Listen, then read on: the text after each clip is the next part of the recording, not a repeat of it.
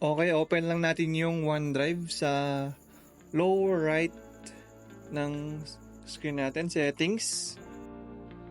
Okay. Settings. Then, manage backup.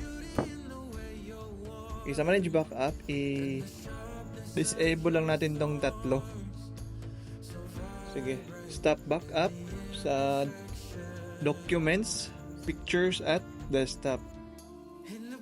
Disable lang natin tong tatlo. Okay, pag na-disable na, okay, close natin, manage backup ulit, account, unlink account. Okay,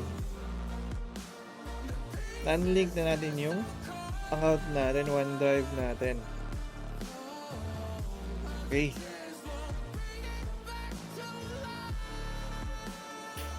delete nyo lang yung mga shortcut ni OneDrive. Okay na. So that's how you unlink or disable OneDrive in your PC.